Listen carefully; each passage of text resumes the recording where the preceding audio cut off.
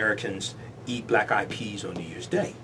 Okay, and it goes back to us being in the South, but also black-eyed peas come from West Africa as well. They're also called cowpeas. So check out that broadcast. We dealt with it a little bit on last week's show. But New Year's Day, January 1st, 1863, was when the Emancipation Proclamation was signed by President Lincoln. All right?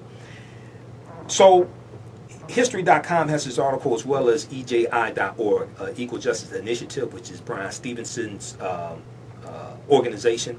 And we know the movie is out, Just Mercy, which is about Brian Stevenson and a case that he handled. It stars Michael B. Jordan and Jamie Foxx. All right, but History.com, which is the official website of the History Channel, has a really good article dealing with this. And this is dealing with Abraham Lincoln signs the Emancipation Proclamation. Abraham Lincoln signs the Emancipation Proclamation. On January 1st, 1863, Lincoln signed the Emancipation Proclamation, attempting to stitch together a nation mired in a bloody civil war. Lincoln made a last-ditch but carefully calculated decision regarding the institution of slavery in America.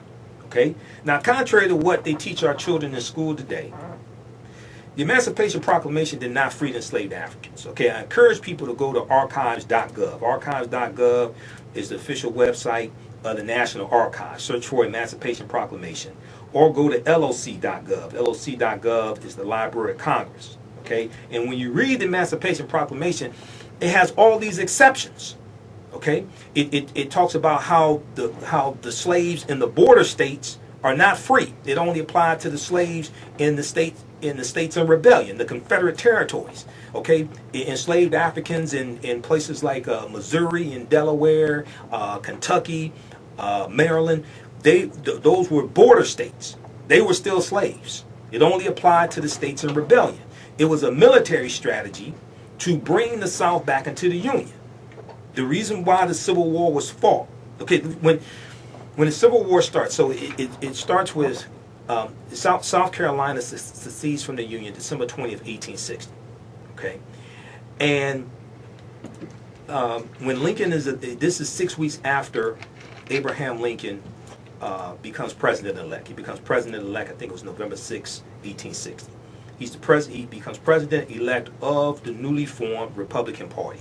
Republican Party was formed in 1854 by groups of abolitionists.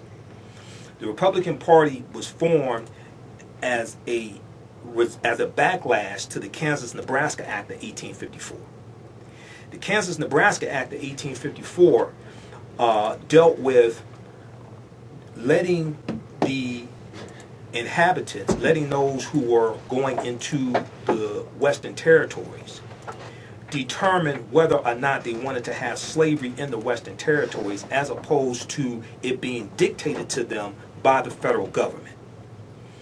1852, Harriet Beecher Stowe comes out with her novel Uncle Tom's Cabin, that becomes an international bestseller. It exposes people across America to the horrors of slavery. And the character of Uncle Tom is based upon the fictitious character of Uncle Tom is based upon the real life person of Josiah Henson, who was a runaway slave from Maryland who becomes an abolitionist. He and his family run away. They go up north and then go into Canada. And he becomes an abolitionist on the Underground Railroad. He becomes a Methodist minister. He becomes an educator, and he writes his autobiography. The fictitious character of Uncle Tom was based upon the real life of Josiah Henson, or based upon Josiah Henson, based upon his autobiography. Okay, there's an episode of The Jeffersons where Louise's cousin, who is a butler, and George says that he speaks proper and sedity.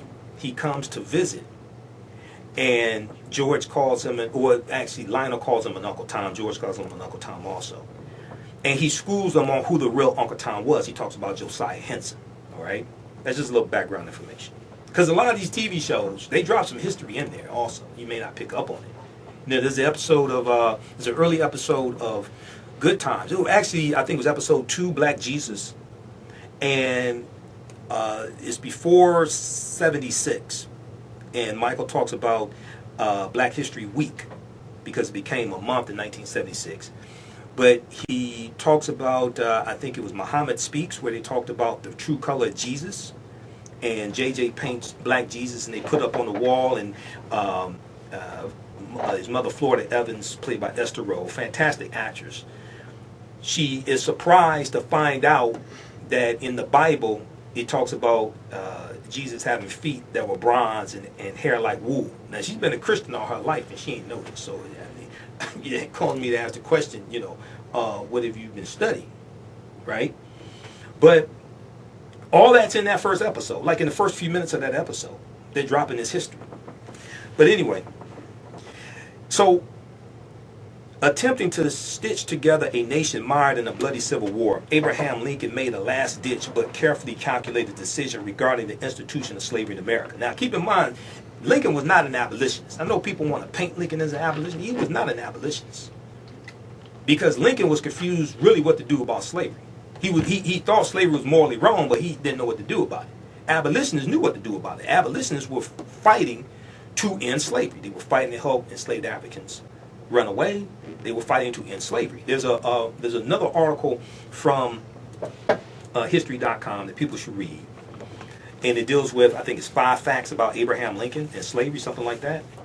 And one of them deals with how Lincoln was not an abolitionist. Now, by the end of 1862, things were not looking good for the Union. The Confederate Army had overcome Union troops in significant battles, and Britain and France were set to officially recognize the Confederacy as a separate nation. In an August 1862 letter to New York Tribune, editor Horace Greeley, Lincoln confessed, quote, "My paramount objective in this struggle is to save the Union. And it is not either to save or to destroy slavery," end quote. Okay, this is 1862. It's August of 1862. The Civil War starts April 12th, 1861. So this is about a year, 4 months into the Civil War. Lincoln is saying, my paramount objective in this struggle is to save the Union. And it is not either to save or to destroy slavery. Malcolm X talked about how Abraham Lincoln used freeing the slaves as a political football. Okay? This is what he was talking about. Lincoln used freeing the slaves as a political football. Lincoln's main objective was to save the Union. And at his March 4th, 1861 inaugural address, Lincoln said that he had no intentions to end slavery in states where slavery still existed, because by February of 1861, you had about 7 states that had already seceded from the Union, starting with South Carolina, December 20th, 1860. Lincoln is trying to stop the secession. Okay, so he talked about how he had no intention of ending slavery in the states that where slavery continued to exist, and this infuriated a lot of abolitionists like Frederick Douglass. Okay, so Lincoln hoped that declaring a national policy of emancipation would stimulate a rush of the South slaves into the ranks of the Union Army, thus depleting the Confederacy's labor force on which the Southern states depended to wage war against the North. He's trying to rob them of their asset, of the enslaved Africans. Okay, Lincoln hoped that declaring a national policy of emancipation would stimulate a rush of the South's slaves into the ranks of the Union Army, thus depleting the Confederacy's labor force on which the Southern states depended to wage war against the North. All right, Lincoln wanted to unveil the proclamation until he waited to unveil the proclamation until he could do so on the heels of a Union military success. On September 22nd, 1862, after the battle at Antietam, he issued a preliminary Emancipation Proclamation declaring all slaves free in the rebellious states as of January 1st, 1863. Lincoln and his advisors limited the proclamation's language to slavery in states outside of federal control. As of 1862, failing to address the contentious issue of slavery within the nation's border states. We're going to pick this up on the other side of the break, 9:10 a.m. the Superstation, the Future Radio, the African History Network show. I'm Michael Imhotep. We'll be back in a few minutes. Right before the break, I was talking about January 1st, this past January 1st being the anniversary of the issuing of the Emancipation Proclamation. History.com has a really good article. Abraham Lincoln signs the Emancipation Proclamation. Unfortunately, many people still think it was the Emancipation Proclamation that freed enslaved Africans, and it was not. It was a military strategy. It was a strategy to bring the South back into the Union. Okay, so we're dealing with this history. I encourage people to go to history.com, go to archives.com, the National Archives, archives.com. You can read the Emancipation Proclamation there for yourself. You know, take my word for it. Proper documentation ends all conversation. You don't have to believe me. You go research this for yourself. Okay, go to archives.com, just search for Emancipation Proclamation. All right, so Lincoln waited to unveil the Emancipation Proclamation until he could do so on the heels of a Union's military success. So the preliminary Emancipation Proclamation was issued September 22nd, 1862, after the Civil War battle at Antietam. Lincoln issued the preliminary Emancipation Proclamation declaring all slaves free in the rebellious states as of January 1st, 1863, unless those territories in rebellion came back into the Union. Okay, now so when these states seceded from the Union, these territories seceded from the Union, they set up their own government. They set up their own monetary system. All right? So you don't have any authority over them because they set up their own country. Okay? So Lincoln and his advisors limited the proclamation's language to slavery in states outside of federal control as of 1862, failing to address the contentious issue of slavery within the nation's border states. In his attempt to appease all parties, Lincoln left many loopholes open that civil rights advocates would be forced to tackle in the future. Republican abolitionists in the North rejoiced that Lincoln had finally thrown his full weight behind the cause for which they had elected him. Those slaves in the South failed to rebel en masse with the signing of the proclamation. They slowly began to liberate themselves as Union armies marched into Confederate territory. Toward the end of the war, which ends in 1865, enslaved Africans left their former masters in droves. They fought and grew crops for the Union Army, performed other military jobs, and worked in the North's mills, in the factories. Though the proclamation was not greeted with joy by all Northerners, particularly Northern white workers and troops fearful of job competition from an influx of freed slaves, it had the distinct benefit of convincing Britain and France to steer clear of official diplomatic relations with the Confederacy. So when you look at the Civil War, the question we should ask ourselves, because see, after the Civil War ends, you had the Freedmen's Bureau, right? The U.S. Bureau of Freedmen, Refugees, and Abandoned Lands. And the Freedmen's Bureau is not just going to assist black freedmen, former slaves. It's also going to assist poor, destitute white people, because the Civil War destroys a lot of the South, destroys plantation, knocks out bridges, knocks out prisons, destroys the Southern way of life largely. Okay? The question we should ask ourselves is, we have to look at this, right? The majority of the people who fought on behalf of the South in the Civil War were not the wealthy plantation owners. They were not the wealthy slave owners. The majority of them were poor white people who didn't own slaves, poor white men who didn't own slaves. The majority. Now you're going to have some exceptions. You're going to have some wealthy white men who own slaves and plantations, things like this, who fought in the Civil War. But that's not the majority of them. Majority of them were poor white men who didn't own slaves. They're fighting to maintain something they don't have. Think about this. They're fighting. So when you read the statements of secession, The statements of secession were the statements the statements that the southern states wrote declaring that they were breaking away from the Union. Okay? One of the original Brexits, right? They were breaking away from the Union. They talked about how slavery was central to their way of life, central to their wealth. The statements of secession from Mississippi, from Texas, etc. But most of the white people weren't wealthy. Most of the white men fighting in the Civil War on behalf of the South were not wealthy. So the question we have to ask ourselves is, how did the wealthy white people who benefited from the poor white people fighting in the Civil War, how did they convince the poor white people to go risk their lives and fight in the Civil War and fight for something they didn't have? What they told them was, if the slaves are freed, they're going to take your jobs. What they didn't realize was the slaves were already doing their jobs and they were doing it for free. Because there were at least 262 skills, trades, and crafts that African people had in this country from 1619 to 1865. The enslaved Africans were already doing the jobs and they were doing it for free. This is what they didn't realize. They fell for the okie doke. Okay?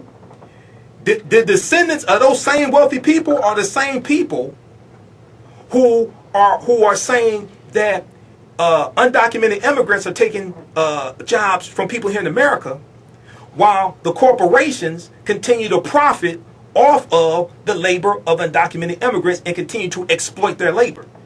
Well, at the same time, you got corporations like General Electric that are creating automation that has eliminated millions of middle class jobs. See, you got to understand history. If you look at what Trump is doing today and the rhetoric Trump was talking about in 2016, all this deals with the fear of the browning of America, 2043. When the U.S. Census Bureau predicts that white people will no longer be the majority population in this country. Some white people, not all of them, but some white people fear what's going to happen, and they fear what's called the browning of America, right? So you had Trump in 2016 talking about undocumented immigrants taking your jobs and things like this. He wasn't then, and today he ain't talking about the corporations that exploit the labor of undocumented immigrants. He's not talking about cracking down on those corporations because he's one of them. At the same time, he's not talking about corporations that put out automation that have eliminated millions of middle class jobs and will continue to do so. Middle class and low wage jobs. There was a study that came out. I did a broadcast. This was, I think, October, November. It's on YouTube and Facebook. Go back and watch it. BlackEnterprise.com had an article dealing with how over the next 10 years, it's estimated that up to 4.5 million jobs held by African Americans will be eliminated by automation. Trump ain't talking about something like that. Right? The same way they con poor white people to go risk their lives to fight in the Civil War, while the wealthy were the ones who reaped the same majority of the benefits. It's the same thing going on right now with undocumented immigrants. It's the same thing going on. They're telling you they're taking away something that you have, while at the same way the wealthy are taking that away from the poor whites and poor people in general. It's the same game being played. They're trying to take away the health care and doing it. You got less people. If you read the report that just came out by every September, Census Bureau puts out a report dealing with income and poverty, income and poverty and wages. They talk about how less people have health care under Trump than under President Obama because of the Affordable Health Care Act. Trump is attacking that. If you look at, we just posted the information from the Brookings Institute. Okay, I talked about this 2 weeks ago, where 44% of the jobs Americans have are low-wage paying jobs. Median annual income is $18,000 with about 44% of these jobs. So Trump talks about all these jobs, booming economy, but at least almost half these jobs are low-wage paying jobs. Okay, but he talks about the stock market. But the stock market is not a good indicator of the overall economy. Then if you look at the article from news1.com that just came out, and I'm not going to have time to talk about it tonight. We'll probably talk about this next week. This is one I was looking at. It's talking about the new jobs numbers that just came out. And it's talking about how the unemployment rate for African American men increased. So the first Friday of each month, the new unemployment numbers come out. Now there are 6 different unemployment rates, U1 through U3. U1 through U6. The U3 number is the one that you hear in all the headlines. Okay? U3 deals with people who have actively looked for a job in the past 4 weeks. Go to BLS.gov, Bureau of Labor Statistics, BLS.gov, and search for how is the unemployment rate calculated. Okay? So, because they'll break this down and they'll deal with the 6 different unemployment rates. The same game that was played during the Civil War, and then even after the Civil War, because you had immigrants coming to this country and their labor was being exploited in the factories, because this is largely before you have factory regulations. This is before you have labor movements. This is before you got an 8-day work week. This is before you have a 8-hour work day, and you have children working in the factories, things like this, right? So the same wealthy people who profited off of poor white people going and fighting the Civil War and risk their lives to maintain a lifestyle that they didn't even to maintain a lifestyle they didn't even enjoy largely. These are the same ones who will exploit the labor of immigrants coming to this country and having them work in factories. Poorly ventilated factories, low wages, very little rights. You don't have the rights of the unions. You don't have the fair wages, the 2-week vacations, all this stuff. That stuff don't exist back then, right after the Civil War ends. That doesn't exist. And then African Americans largely are being locked out of these jobs also. Okay? And what's going to happen is you're going to have labor unions that are being formed to protect jobs for white men, lock African Americans out of these jobs. And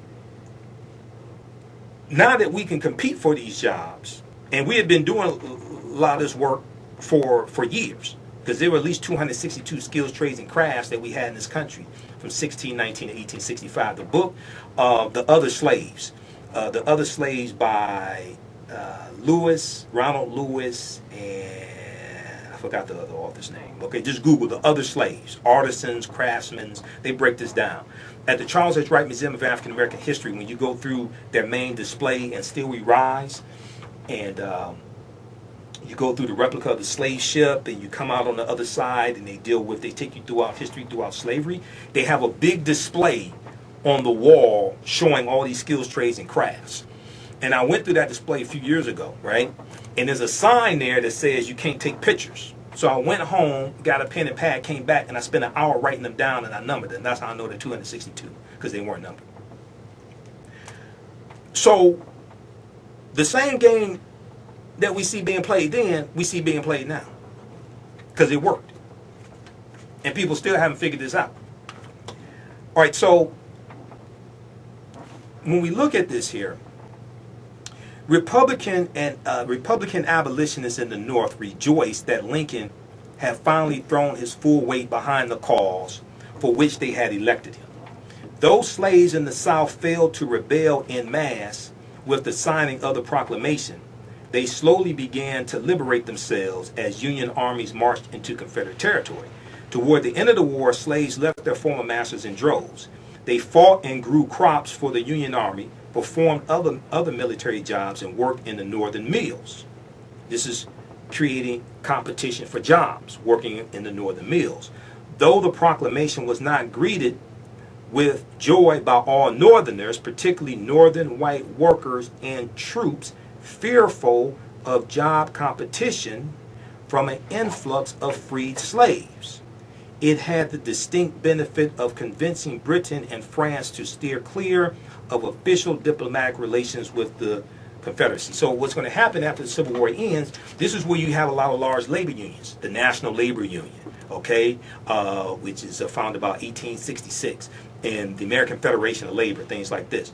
And they're organized to protect jobs for white men and lock African Americans out of these jobs. All right? Many of these jobs we have been doing for free for years. Now that we can compete for wages, now we're trying to be locked out of these jobs and then locked back into agriculture, whether it's sharecropping, okay, something like that, domestic work. So this what takes place. So I'm not against unions, I'm just against unions discriminating against African Americans. Though the signing of the Emancipation Proclamation signified Lincoln's growing resolve to preserve the Union at all costs, he still rejoiced in the ethical correctness of his decision. Lincoln admitted on that day, on that New Year's Day in 1863, that he never, quote, felt more certain that I was doing right than I do in signing this paper, end quote. Although he waffled on the subject of slavery in the early years of his presidency, he would thereafter be remembered as, quote, the great emancipator, end quote. But the Emancipation Proclamation didn't free the enslaved Africans. To Confederate sympathizers, however, Lincoln's signing of the Emancipation Proclamation reinforced their image of him as a hated despot and ultimately inspired his assassination by John Wilkes Booth on April 14, 1865. Read this article at history.com. Abraham Lincoln signs the Emancipation Proclamation January 1st, 1863. Okay, check out that article. They have a number of good articles there, and one of my favorite ones, and this is coming up here, it's running slowly. 5 things you may not know about Lincoln, slavery, and emancipation. 5 things you may not know about Lincoln, slavery, and emancipation. I think number one is Lincoln wasn't an abolitionist. The 16th president was firm in believing slavery was morally wrong, but his views on racial equality were sometimes